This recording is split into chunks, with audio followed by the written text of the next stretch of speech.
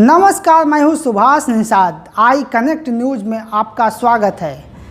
पेश है देश दुनिया की ताज़ा तरीन खबरें, लेकिन सबसे पहले खबर उत्तर प्रदेश से। प्रदेश में आपराधिक वारदातों की वजह से लोगों का जीना दुभर हो गया है। कानपुर में इंद्रपुरी, शारदा नगर, कल्याणपुर स्थित थाना गोविंद नगर का एक ऐसा ही मामला प्रकाश में आया है। सुनकर दिल दहल जाएगा। मृतक अजय के परिजनों का कहना है कि 48 वर्षीय शादीशुदा युवक को उसकी ही पत्नी रेखा ने अराजक तत्वों के साथ मिलकर बेरहमी से मारकर रेलवे ट्रैक पर डाल दिया। वहीं पुलिस ने अभी तक प्राथमिकी भी दर्ज नहीं की, बल्कि शव को पोस्टमार्टम कर लावारिस बता दिया गया। मृतक पीड़ित परिवार न्याय के लिए सीबीआई जांच की मांग कर रहा है। देखिए यह स्पेशल रिपोर्ट। एक तरफ योगी सरकार कहती है कि उत्तर प्रदेश में अपराधी जेल में होंगे, लेकिन यहाँ कानून का राज चलता है, वहीं अपराधी बेखौफ घूमते हैं। वहीं कानपुर के गोविंद नगर में एक ऐसा ही मामला सामने आया है। जी हाँ, परिवार में आपसी मारपीट झगड़ा होता था।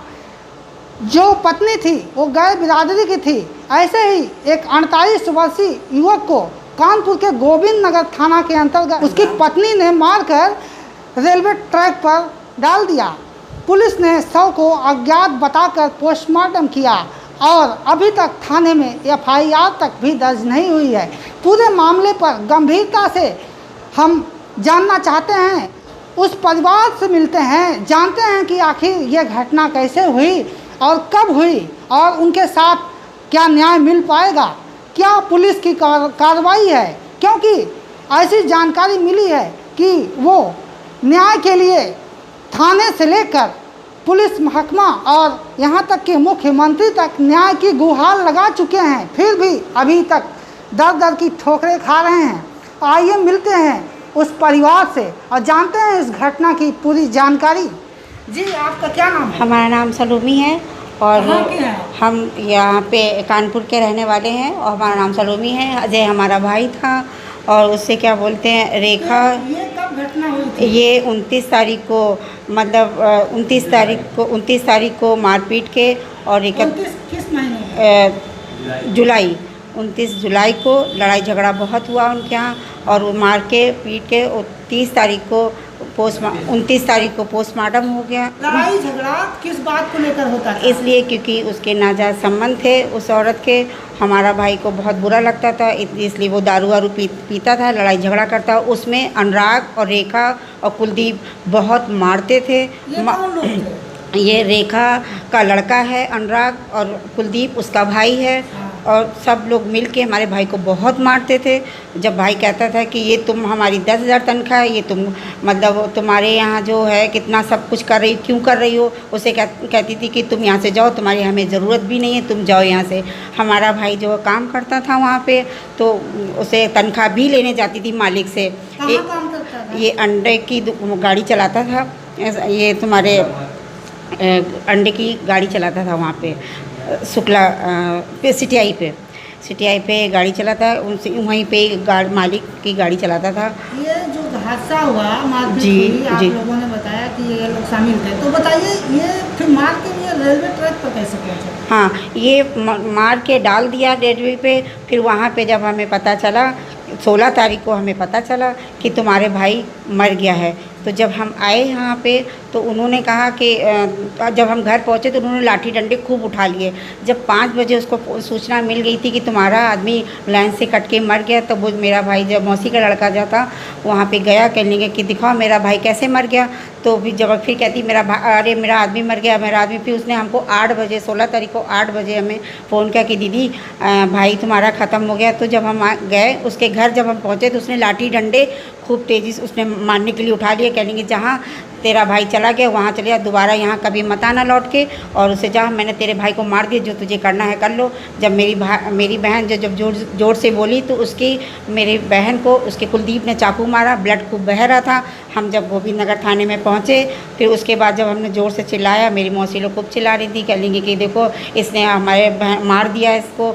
तो कह लेंगी थाने में बैठ के देखा, कह लेंगी जहाँ हमने तेरे भाई को मार दिया, जो तुझे करना है कर ले, और जहाँ तुझे अभी तो तेरा एक मर गया, अभी दूसरा भी तेरा लेंगे इसको। इतनी बड़ी घटना घटित हो गई और पुलिस ने आखिर एफआईआर दर्ज की? हमारी कोई एफआईआर दर्ज नहीं की। हमने एसएसपी को भी दिया है, डीएम को भी दिया है, और हमने एक बार नहीं 2-3 बार दिया है। हमने वहाँ पे मुख्यमंत्री, ये हमारी पोस्टमार्टम रिपोर्ट है, ये हमारी पोस्टमार्टम रिपोर्ट है, उसमें बोल दिया है कि एक्सीडेंट है। अब ये बताइए एक्सीडेंट रिपोर्ट है क्या? अगर लाइन से कटता तो क्या हाथ कटता, पैर कटता, गला कट जाता, एक एक बोटी उठाते हैं, क्योंकि क्या हम लोग ने देखा नहीं है क्या? तो ऐसा तो नहीं हुआ है कि लाइन से कटा हुआ। तो पोस्टमार्टम में क्या दिखाया पुलिस ने? पुलिस वाले पोस्टमार्टम ने ये दिखा दिया कि एक्सीडेंट हुआ है। अब बताइए कैसे हो सकता है एक्सीडेंट? कहाँ शरीर में चोट लगी थी? सर में चोट लगी है, सीने में चोट लगी है उसको। तो अब बताइए अब हमको तो ये अज्ञात कैसे बता दिया? बस उन्होंने ये बता दिया कि एक्सीडेंट है। पुलिस वालों को पैसा खिला दिया है, तो वो अब 16 तारीख से 23 तारीख तक बंद रखा, उन लोगों को छोड़ दिया गया। अब हम चाहते हैं कि हमारी कुछ सुनवाई हो और छानबीन अच्छी हो। कि आपको थाने में सुनवाई नहीं हुई, एसएसपी ऑफिस नहीं हुई, मुख्यमंत्री कार्यालय गई, डीजीपी ऑफिस गई, अब आप क्या चाहती हैं? हम चाहते हैं सीबीआई हमारी जांच बैठा ली जाए और कुछ हमारी मदद करें, और जो हमें इंसाफ मिले। हम ये चाहते हैं हमारा इंसाफ मिले, और जो मुजरिम है, हमारे जो भाइयों को जिस तरीके के मारा है, उनको सज़ा मिले। तो ये थी उस जो अज्ञात युवक बताया गया था, उसकी आखिर छानबीन हुई और परिजन वहाँ पहुँचे, तो निश्चित रूप से पुलिस को ये समझ लेना चाहिए कि ये अज्ञात शव नहीं है। और जिस तरीके से हत्या हुई, जिस तरीके की बात ये बता रही हैं, उस तरीके से लगता है कि ये बहुत बड़ी जांच का विषय है आखिर। और गोविंद नगर थाना को अब तक इस पर एफआईआर भी दर्ज कर लेनी चाहिए, लेकिन अभी तक एफआईआर तक दर्ज नहीं हुई है। वहीं युवक की बहन न्याय के लिए दर भटक रही हैं, यहाँ तक कि मुख्यमंत्री से भी न्याय की गुहार लगाई है, मुख्यमंत्री पोर्टल पर भी दिया है, लेकिन अभी तक कोई कार्रवाई नहीं हुई। आइए जानते हैं उन्हीं के परिवार से एक और। जी, आपका क्या नाम है? जी, रानू पप। बताइए, जो घटना हो गई थी उस पर आप क्या कहेंगे? कौन कौन लोग शामिल हैं? ये इनका लड़का है, इनकी लड़की है, इनकी हमारी सरेज है और अजय का साला है।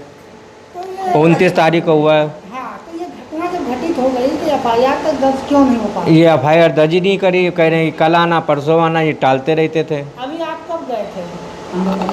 अभी हम लोग कल गए थे। एफआईआर दर्ज जी नहीं, दर्ज नहीं, कह रहे हैं छानबीन हो रही है। 1 से 2 महीने तक। हाँ, कह रहे 1 से महीना 2 महीना तक लग सकता है। और ये कब की घटना है? ये 29 तारीख की रात में है। रात में ये पोस्टमार्टम वहाँ पहुँच गई थी लाश। हाँ, 29 जुलाई को। 31 को पोस्टमार्टम हुआ, 31 को जला दिया गया। तो इतने महीने बीत गया, अभी तक 3 तारीख को ये गई थी राखी बांधने, तब पता लगा कि वो मारपीट करा हम लोग ने, और ये वहाँ चला गया। तब इनको बताया हमारे घर में। आप इस युवक की कौन है? हमारी मिसिस है, वो हमारी सरेज है। हाँ, नहीं, युवक जो मरा था हमारा साला है वो। साल में। हाँ, अच्छा, हमारा साला है वो। आप कहाँ रहते हैं? हम गो वहाँ शारदा नगर इंदपुरी कानपुर में। आप ये बताइए कि आपके पास उस युवक की कोई फोटो है रेलवे ट्रैक पर जो? हाँ, फोटो है मेरे पास, उसकी सबने खिंचाई है। जरा फोटो इस तरीके से, ये युवक की फ़ोटो है। आप देख सकते हैं किस तरीके से, किस अवस्था में, नग्न अवस्था में रेलवे ट्रैक पर पड़ा मिला था, और किस तरीके से बुरी तरीके से इसको मारा पीटा गया। परिजनों का कहना है कि ये पूरी तरह से इसके सीने में, सिर में चोट आई, और कई तरीके से इसको मारा पीटा गया, वहाँ पर फेंक दिया गया था, और पुलिस ने शव को अज्ञात बता दिया। इस तरीके की घटनाएं प्रदेश में हो जा रही हैं, लेकिन अभी तक न्याय की गुहार लगाने वाले परिवार के साथ कोई भी न्याय नहीं हुआ है, इसीलिए ये दर दर भटक रहे हैं।